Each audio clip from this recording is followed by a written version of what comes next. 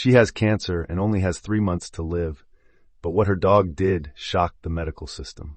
The room was silent except for the steady ticking of the wall clock. Sarah Mitchell sat in the stiff leather chair, her fingers curled tightly around the fabric of her sweater.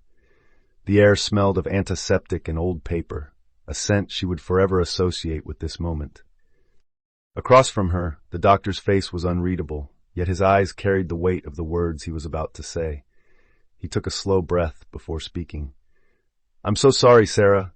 It's stage 4. The words came out soft, yet they hit her like a train. Her chest tightened. The sound of her own heartbeat pounded in her ears. 3 months, the doctor continued, his voice careful, controlled. Maybe less. 3 months. A lifetime of moments, plans, dreams, all compressed into something smaller than a season. Her body refused to move, to react. She could barely swallow the lump rising in her throat. She wanted to scream, to protest, but all she could do was sit there, frozen, as the weight of the inevitable crushed her. A tremble ran through her fingers. She wasn't ready to die. Beside her, a quiet rustling, a soft breath, warmth against her leg. Max, her golden retriever, always by her side, as if he sensed the storm raging inside her. He nudged her gently, pressing his head against her palm. She ran her fingers through his fur absent-mindedly, but he was trembling too. Somewhere deep inside his chest, a low whimper escaped, a sound unlike anything she had heard from him before. She didn't know it yet, but Max already understood something she didn't, and soon he would do something no one could explain. The drive home was a blur. Sarah barely remembered walking out of the doctor's office, her feet moving on their own, her body numb. The world outside felt distant, as if she were watching it through thick glass, people going about their day, laughing, talking, completely unaware that her world had just crumbled. When she pulled into the driveway, Max was already at attention in the passenger seat. His deep brown eyes followed her closely, ears perked up, sensing something was terribly wrong. She exhaled shakily, gripping the steering wheel with white knuckles. 3 months. The words echoed over and over, growing louder, heavier, suffocating her. A sharp whimper from Max made her look at him. He was staring at her intently now, his body tense, his tail still. It was as if he could see the devastation inside her. "Come on, boy," she whispered, forcing herself to move. She barely made it through the front door before the weight of reality crashed down. Her legs gave out, and she collapsed onto the cold wooden floor. Silent tears turned into quiet sobs, her body trembling as she gasped for air. Max was there instantly, pressing his warm body against hers, his head resting on her shoulder. He didn't whine or bark, he just stayed. She buried her face in his fur, gripping onto him like an anchor. The next few days passed in a haze. She couldn't bring herself to eat, could barely sleep. Every time she closed her eyes, all she could hear was the doctor's voice. She had spent 42 years building a life, and now it was all being ripped away. She thought about her children. Emma, 14, Ben, just 10. How was she supposed to tell them? That their mother, who had always been the strong one, the one who patched up scraped knees and chased away nightmares, wasn't going to be there for them. The thought shattered her. On the 3rd night, she sat in bed, staring at the ceiling, feeling Max's quiet breaths beside her. He hadn't left her side once. A part of her wondered if he knew, if he could somehow sense the sickness inside her. The thought unsettled her, but she brushed it aside. She had bigger things to face. The moment came sooner than she wanted. Emma and Ben sat at the kitchen table, their plates untouched, their eyes darting between each other. They felt it, the shift in their mother's energy, the heavy silence pressing into the walls. Sarah took a slow breath. "Kids," she started, her voice steady but fragile. "I need to talk to you about something important." Emma stiffened. Ben, still so young, just blinked at her. Max sat by Sarah's chair, his gaze locked on her as if he already knew what she was about to say. "I went to the doctor," she continued, "and they found something. A tumor. It's called pancreatic cancer." Emma's breath hitched. Ben's little face scrunched in confusion. "Cancer? But people get better from that, right?" Sarah forced a small smile, though it took every ounce of strength. "Not this kind, sweetie." Silence. The weight of understanding settled over the room. Emma's eyes flooded with tears. No, Mom, you're wrong. Doctors make mistakes. They do." Sarah swallowed hard, reaching for her daughter's shaking hands. I wish they did, baby, but this time they didn't. Ben was staring at his plate, silent, his small fists clenched at his sides. So what happens now? I'm going to fight, Sarah said, though she had no idea how. But I need you both to be strong for me. Emma let out a quiet sob, but she nodded, her fingers gripping Sarah's hand like she was afraid to let go. Ben, however, looked at Max. The golden retriever sat still, staring at Sarah as if he understood every word. Then, without hesitation, he got up and nudged his nose under Ben's hand, offering silent comfort. Sarah exhaled. At least they wouldn't be alone. At least they had Max. As the days passed, Sarah started treatment. Not chemotherapy. It was too late for that. Instead, doctors offered pain management, palliative care, ways to make her last months bearable. But despite everything, her symptoms weren't getting worse. She still had energy. She still had appetite. She wasn't supposed to, but she did. And the strangest part? Max was changing too. He had always been affectionate, but now he was watching her every move. Anytime she picked up her pain medication, he would whimper, bark, even knock the bottle away with his nose. At first, she thought it was random. Then it happened again, and again. It was almost like he was trying to stop her from taking them. One night, she spilled the pills on the kitchen counter, and before she could grab them, Max batted them onto the floor and growled. She froze. Max, what's wrong? The golden retriever stood over the scattered pills, his stance protective, his tail stiff. Her heart pounded. He had never growled at her before. Something wasn't right. A week later, Sarah woke up to Max pressing his nose into her stomach. He had always been a cuddler, but this was different. His movements were urgent, focused. He pushed against the exact spot where her tumor was. Then he whined, low and deep, as if he was in pain too. Sarah ran her fingers through his fur, whispering, I know, buddy. It's okay. But he didn't stop. He started licking her stomach, nudging it, pawing at her side. She shivered. It was like he was trying to tell her something. That night, she did something she hadn't done in weeks. She prayed. She didn't know what was coming, but deep down she felt it. Something was about to change. And somehow, Max knew it too. The days stretched on, heavy with the weight of her diagnosis. Each morning, Sarah woke up expecting to feel worse, to feel her body slipping further into weakness. But that didn't happen. Instead, she still felt normal. Not perfect, not pain-free, but nowhere near the rapid decline she had been warned about. It made no sense. And then there was Max. Something was changing in him. It wasn't just the way he watched her, it was how he reacted to her. At first, it was subtle. A little whine when she got up too fast, a nudge when she forgot to drink water.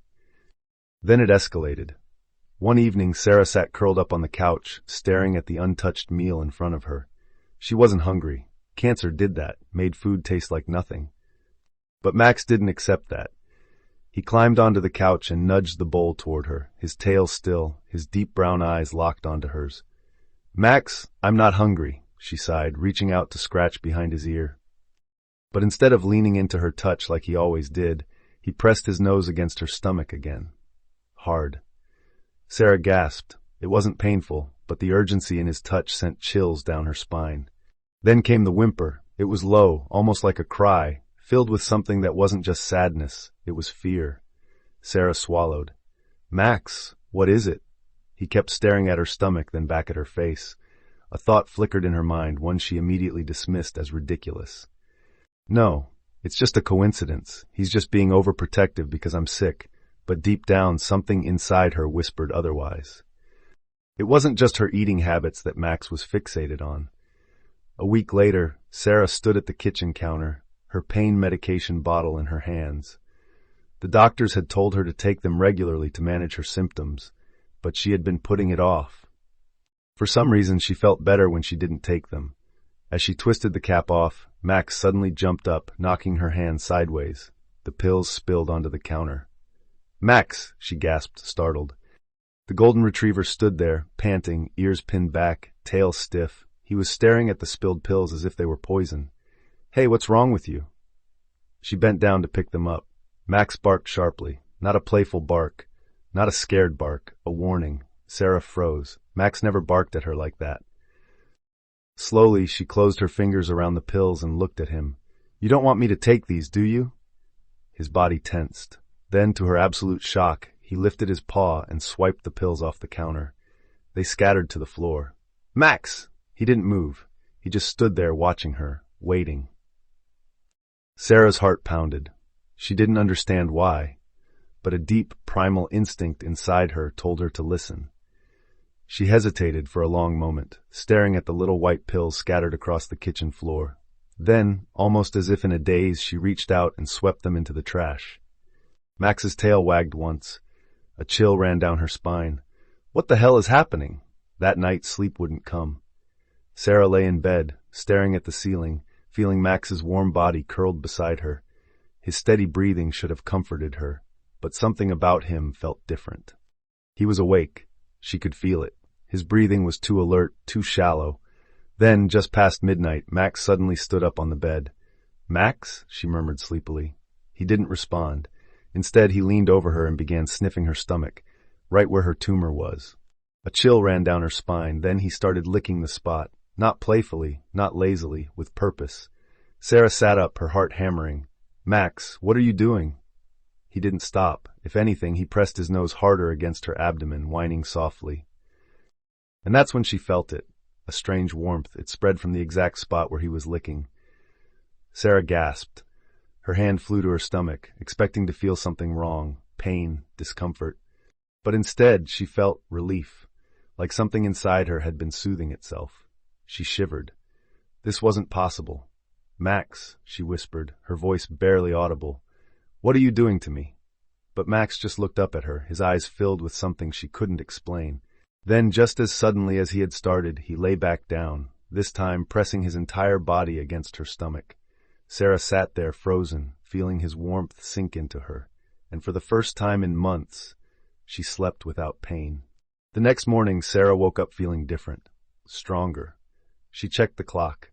She had slept through the entire night. Her hand went to her stomach. It still felt warm, almost as if Max's touch had lingered. Was it her imagination? A coincidence? She pushed the thought away and got up. But the moment she stepped into the kitchen, Max was there, watching her intensely. She went to make coffee. Max blocked her. Literally, he stood in front of the coffee machine and refused to move.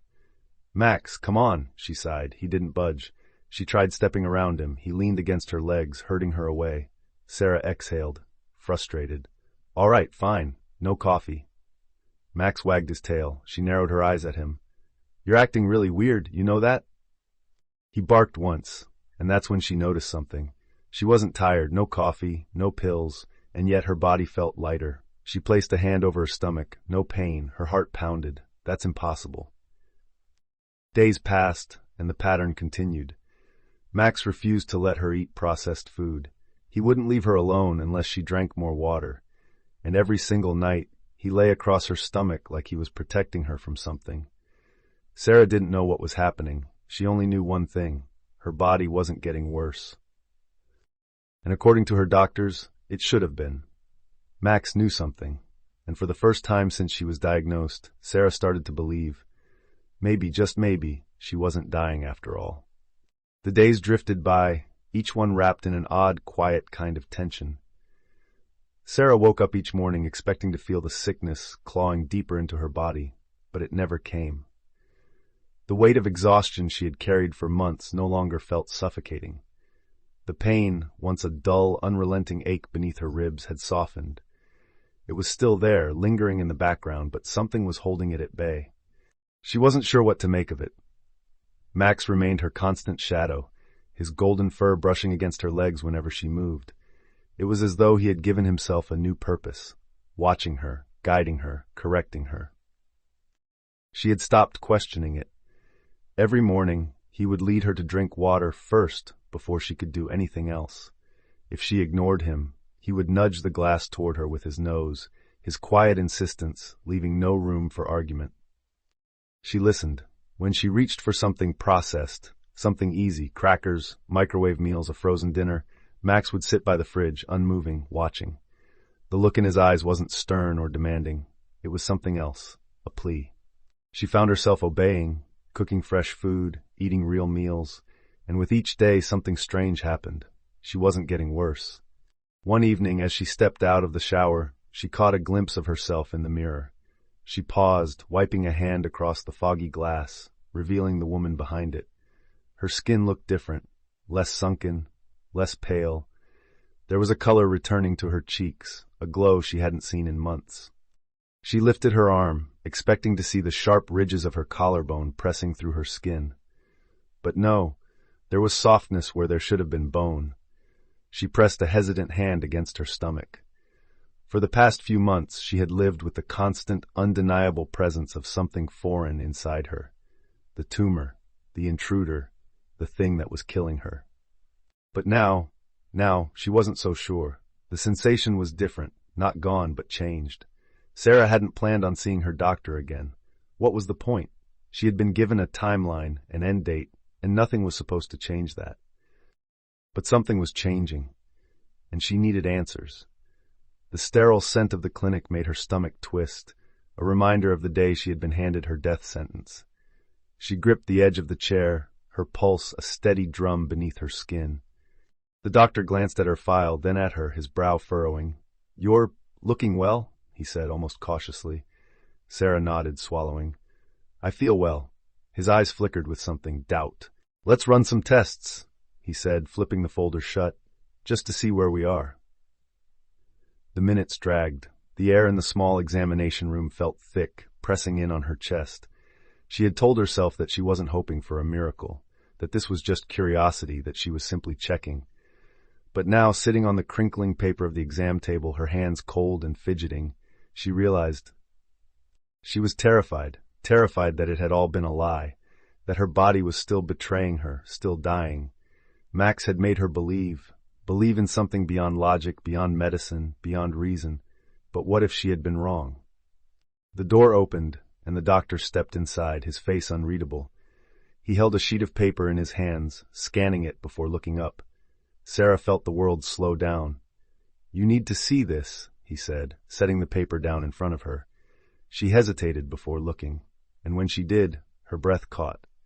The scans were there in black and white, proof. Her tumor, the thing that had once spread like wildfire through her body, had shrunk. It wasn't supposed to do that, not at stage 4, not without intensive treatment, but here it was, smaller, weaker. Sarah pressed a trembling hand to her mouth. The doctor was speaking, his voice a mix of cautious excitement and confusion. "This doesn't happen," he said, shaking his head. "Not without intervention.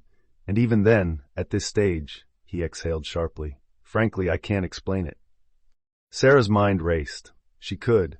She thought of Max, his relentless nudging, his warnings, his insistence on food, water, movement, the way he had pressed his body against her, night after night, as if he knew what he was doing. A ridiculous thought formed in her mind. Could he have helped her heal? Sarah went home in a daze. She felt the coolness of the evening air against her skin, the wind whispering through the trees. The sky was painted with soft hues of pink and gold, a reminder that the world was still moving, still turning. Max was waiting for her at the door. The moment she stepped inside, he was at her feet, tail wagging gently, eyes knowing.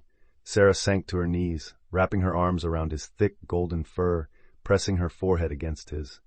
"Did you do this?" she whispered. Her voice cracked, filled with something between awe and disbelief.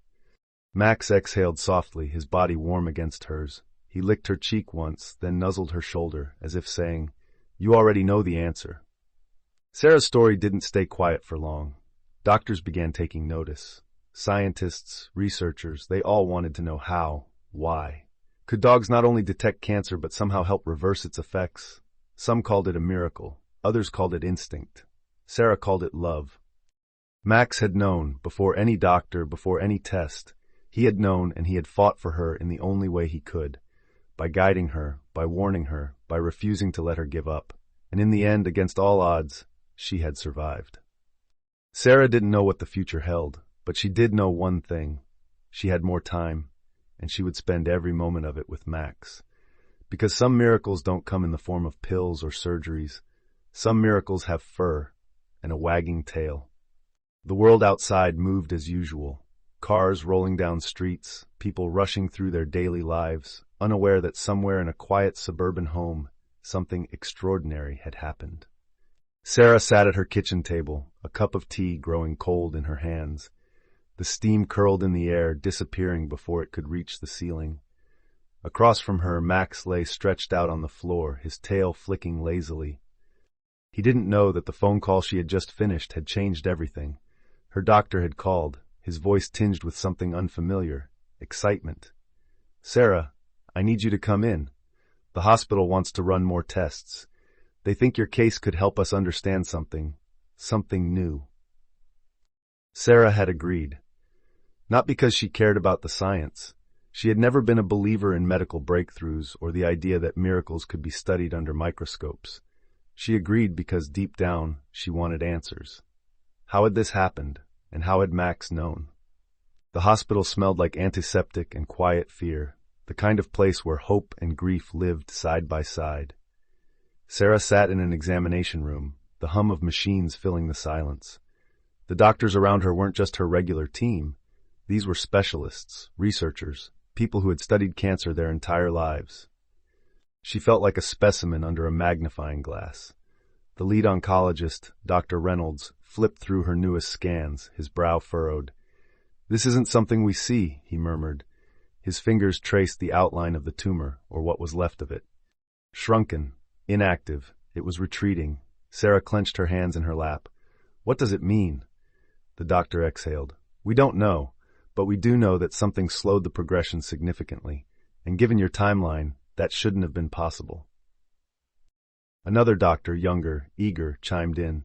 "You didn't undergo any alternative treatments? No experimental drugs?" Sarah shook her head. "No, nothing like that." Dr. Reynolds looked up from the scans. "Then I need you to tell me exactly what you've been doing differently." She told them everything. How Max had changed. How he had warned her before she even knew she was sick. How he had nudged her away from certain foods, kept her moving, made sure she drank water. How he had pressed against her stomach every single night. The doctors listened, their faces unreadable. Then one of them, an older woman, spoke. "There have been studies," she said slowly, as if she was piecing something together. "We know that dogs can detect cancer. Their sense of smell is extraordinary. They can detect changes in a person's body chemistry before any medical tests can." Sarah frowned. "I've read about that. But Max didn't just sense it. He responded to it." The room went quiet. She could feel the shift, the way the doctors were looking at her now, not with doubt, but with intrigue. Dr. Reynolds leaned forward, his hands folded on the desk. "We'd like to study Max." Sarah's heart stilled. "Study him? Nothing invasive," he assured her. "But if we can understand what he did, what he sensed, we might learn something groundbreaking. If dogs can do more than just detect cancer, if they can influence the body's healing in some way, it could change everything." The next few weeks felt surreal. Sarah had always thought of Max as her best friend, her guardian. But now, he was something else, a subject of scientific curiosity. She brought him to the university's veterinary research center, where a team of scientists, oncologists, and animal behaviorists waited. They ran tests, not on Max, but with him. They presented him with different samples, clothing from patients, some healthy, some sick. He identified the cancerous ones every single time. That wasn't surprising. What shocked them was his reaction to Sarah. Whenever she was present, Max refused to leave her side. He still pressed his body against her stomach, even though the tumor was shrinking. One of the researchers, a woman named Dr. Patel, watched with fascination. "It's almost like he's continuing his work," she murmured. Sarah looked at Max, at the way he sat by her, still watching over her as if he knew his job wasn't done. "What if he's helping me fight it?" she asked softly. Dr. Patel didn't laugh. She didn't dismiss it. She just nodded. "We're starting to wonder the same thing." The research team began discussing something entirely new. Could a dog's presence, their behaviors, their bond with their human, actually trigger biological changes? There had already been studies showing that dogs could lower stress, reduce blood pressure, even stabilize irregular heartbeats in some patients. But what if their instincts went deeper? What if, by pushing Sarah to eat differently, to move, to stay hydrated, Max had helped change her internal chemistry? What if, by pressing against her stomach every night, he had influenced her nervous system, her immune response, even her body's natural ability to heal? It was a wild theory, but Sarah was living proof that something had happened, and science was starting to catch up. Word of Sarah and Max's story didn't stay contained to the medical world. A journalist from a national newspaper picked it up, and soon it was everywhere. News stations wanted interviews. Researchers from across the country wanted to study Max. Sarah was overwhelmed by it all. She hadn't set out to become a miracle case. She had just been trying to survive. But now, she was giving hope to thousands. People began reaching out. Cancer patients, families, even doctors, asking how they could learn more. And Sarah, despite the whirlwind, despite the media attention, only cared about one thing: Max. The dog who had saved her life. The one who had never stopped believing she would make it. Months passed. Sarah went back for another scan. She sat in the waiting room, fingers twisting in her lap. Max curled at her feet. Her name was called. She walked into the office, heart pounding. The doctor met her gaze and smiled. "The tumor is gone." She didn't hear the rest. Tears blurred her vision. Her body shook with relief, with disbelief, with joy. Max lifted his head, tail wagging. And Sarah knew. He had known all along. Sarah's case changed the way the medical world looked at animals, at the connection between humans and their pets. New studies were launched. Therapy dogs were introduced to more cancer treatment centers. Researchers continued exploring how a dog's presence might influence the body in ways they had never imagined. But for Sarah, none of that mattered. All that mattered was this: she had been given a second chance, and she owed it to the golden retriever who had refused to let her go. She bent down, wrapping her arms around Max's neck, whispering into his fur, "Thank you." Max licked her cheek, his tail thumping against the floor. And just like that, life continued, together. The world around Sarah felt different now. The air seemed fresher, lighter, as if even the smallest moments of existence had taken on a new meaning. The golden morning light spilling through her bedroom window, the rhythmic chirping of birds outside, the sound of her children laughing in the next room, it all felt like a gift. Something she almost lost. She had woken up countless times expecting it to be a dream. The tumor was gone. 3 words that once seemed impossible, but they were real. The doctor had said them, and every scan since had confirmed it. She was cancer-free. And she owed it all to Max.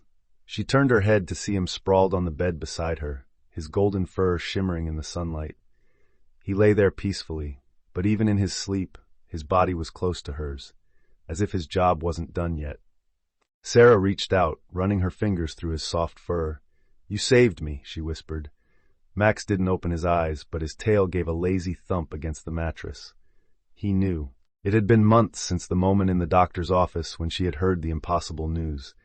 Months since she had realized that, despite everything, she had been given a second chance. But normal life didn't feel so normal anymore. Everything had shifted. She no longer rushed through mornings, gulping down coffee while half listening to her kids.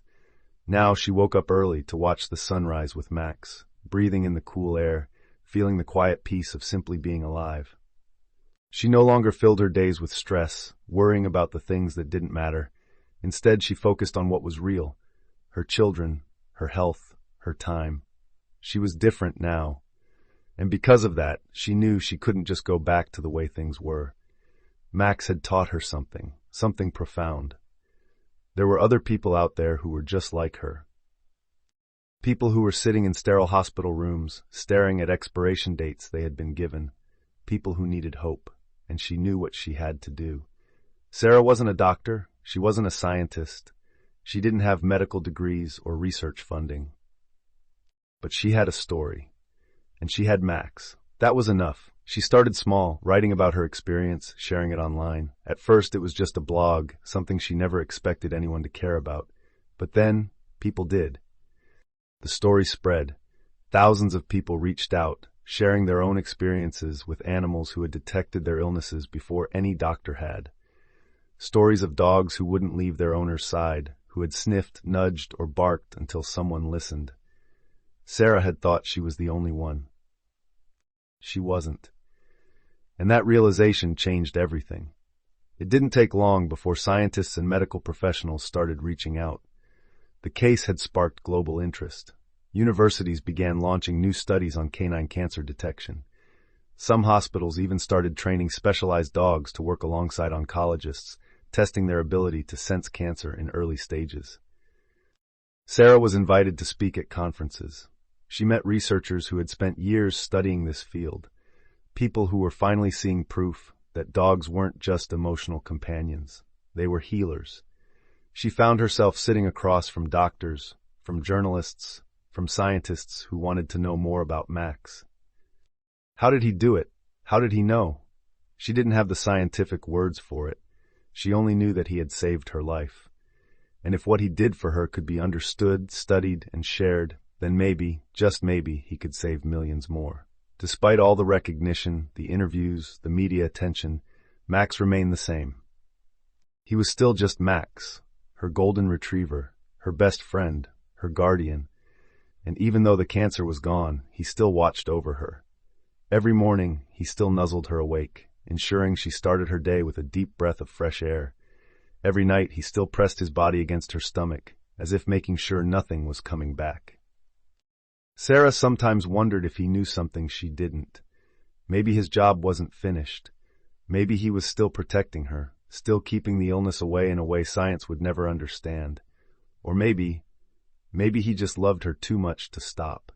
Months turned into a year turned into 2. And Sarah never forgot. She didn't move on. She moved forward. She started a foundation, one dedicated to researching the connection between dogs and cancer detection. It wasn't just about science, it was about hope. She wanted to bring specially trained dogs to hospitals, to patients who felt like she once did, hopeless, scared, alone. Because she wasn't alone. She had Max. And if she could give someone else that kind of miracle, she would. Her story wasn't just about survival. It was about believing in something bigger than logic, something deeper than medicine, something that had fur, warm brown eyes, and an unshakable heart. One evening, long after the world had gone quiet, Sarah sat outside on her porch, watching the sky turn deep purple. Max sat beside her, his head resting against her leg, eyes half closed in contentment.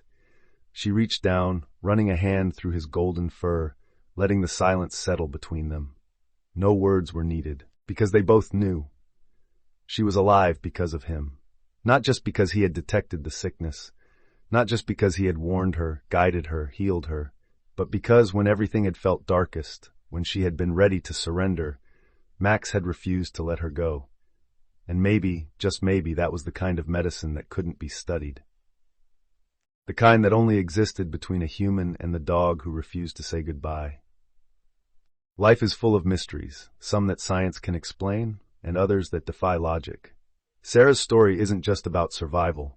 It's about love, instinct, and the unbreakable bond between a human and her dog. Max didn't have a medical degree. He didn't use tests, machines, or treatments. But he knew. He felt what no one else could. And because of his unwavering devotion, Sarah was given a second chance at life. Stories like this remind us that miracles come in many forms. Sometimes they don't come from laboratories or hospitals. Sometimes they come on 4 legs with a wagging tail and a heart that beats only for you. If you believe in the power of love, of hope, and of the incredible bond between humans and animals, don't forget to like, share, and subscribe. This channel is dedicated to sharing the most heartwarming, emotional, and extraordinary stories that touch the soul, that remind us of the goodness in the world, and that prove that sometimes the most unexpected heroes are the ones who walk beside us every day. Hit that subscribe button and join us on this journey of uncovering more stories like Sarah and Max's. Because who knows, the next miracle might be sleeping at your feet right now.